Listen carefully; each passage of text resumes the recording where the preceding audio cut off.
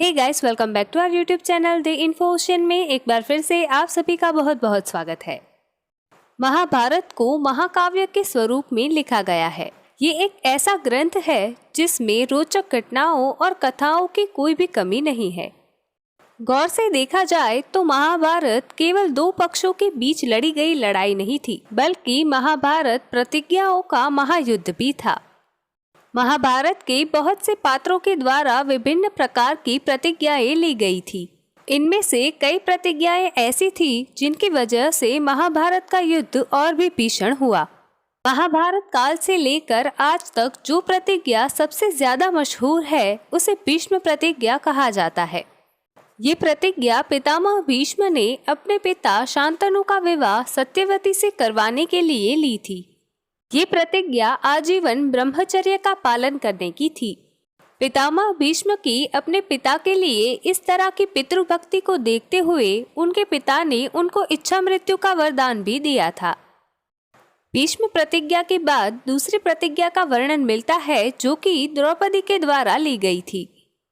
जब धृत क्रीड़ा में युधिष्ठिर ने द्रौपदी को दांव पर लगाया और उसे भी हार गए, तब बड़ी सभा में द्रौपदी चीरहरण का दुष्कृत्य हुआ था। इस समय भगवान श्री कृष्ण ने द्रौपदी की लाज तो बचा ली, लेकिन उसी समय द्रुपद की पुत्री याज्ञसेनी ने प्रतिज्ञा ली थी कि जिन केशों से पकड़कर घसीटते हुए उसको कुरुराज सभा में लाया गया है, उन केशों को दुशासन के खून से धोने के बाद ही वह बांधेगी।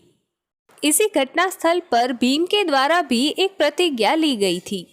भीमसेन से द्रौपदी का अपमान सहन नहीं हुआ था। इस कारण से उन्होंने प्रतिज्ञा ली थी कि दुशासन ने जिन हाथों से द्रौपदी के बाल खींचे हैं वे उन हाथों को युद्ध में उखाड़ फेंकेंगे। दुर्योधन ने अपने जंघा पर थपकियां देकर द्रौपदी को उस पर बैठने को आमंत्रित किया है। इसलिए भीमसेन ने ये भी प्रतिज्ञा ली कि वे युद्ध में दुर्योधन के जंघा तोड़ देंगे। इसी के साथ साथ भीम ने ये भी प्रतिज्ञा की कि जब तक वे दुशासन की छाती चीरकर उसके गर्म खून से अपनी प्यास नहीं बुझा लेते, तब तक इस संसार को छोड़कर पितृलोक नहीं जाएंगे। इसके बाद बारी आती है अर्जुन की।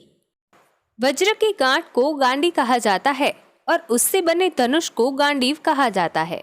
अर्जुन को अपना धनुष गांडीव अत्यधिक प्रिय था। अर्जुन ने प्रतिज्ञा कर रखी थी कि जो व्यक्ति उसे गांडीव किसी और को देने को कहेगा या फिर गांडीव त्याग देने को कहेगा, वो उस व्यक्ति का वध कर देगा। युद्ध के दौरान एक बार कर्ण युधिष्ठिर पर भारी पड़ गए। युधिष्ठिर को आशा थी कि अर्जुन गांडीव लेकर उनकी मदद करने के लिए अवश्य आएंगे, लेकिन युद्ध में उलझे हुए होने के कारण अर्जुन युधिष्ठिर की सहायता करने ना पहुंच पाए। इस कारण से युधिष्ठिर को अपने प्राण बचाने के लिए युद्ध भूमि छोड़नी पड़ी। युधिष्ठिर घायल, दुखी और क्रुद्ध होकर कर्ण पर खींचे हुए थे। तब उन्होंने कटाक्ष करते हुए अर्जुन को ये कहा कि वो अब तक भी कर्ण को नहीं मार पाया है, इसीलिए उसे अपना गांडीव त्याग देना चाहिए। प्रतिज्ञा के अनुसार अर्जुन ने युधिष्ठिर के सामने तलवार निकाल ली, परंतु श्री कृष्ण ने उसी समय आकर अर्जुन की मनोस्थिति को शांत करके सारी घटना को सुलझा लिया। इसके अलावा अर्जुन ने जयद्रथ वध की भी प्रतिज्ञा ली थी। महाभारत युद्ध में अर्जुन के निहत्थे पुत्र अभिमन्यु को जयद्रथ ने छल पूर्वक मारा था। उस समय अर्जुन ने जयद्रथ वध की प्रतिज्ञा ली थी। इस प्रतिज्ञा के अनुसार सूर्यास्त होने से पहले अर्जुन जयद्रथ का वध कर देंगे और यदि वे ऐसा करने में असफल रहे तो स्वयं ही अग्नि स्नान करेंगे। जिसके बाद की घटना हम जानते हैं कि अर्जुन श्री कृष्ण की सहायता से जयद्रथ वध करने में सफल रहे थे। तो इस प्रकार ऐसे अनेकों प्रतिज्ञाओं के कारण महाभारत का युद्ध और भी भयंकर हुआ। आज के इस वीडियो में हमने महाभारत के कुछ मुख्य पात्रों के द्वारा ली गई मुख्य प्रतिज्ञाओं के बारे में जानकारी दी। अगर वीडियो पसंद आया हो तो वीडियो को लाइक, शेयर और कमेंट जरूर करें। ऐसे ही इंटरेस्टिंग और नॉलेजेबल वीडियो देखने के लिए हमारे चैनल द इन्फो ओशन को सब्सक्राइब करना ना भूलें। मिलते हैं नेक्स्ट वीडियो में, तब तक के लिए थैंक्स फॉर वॉचिंग।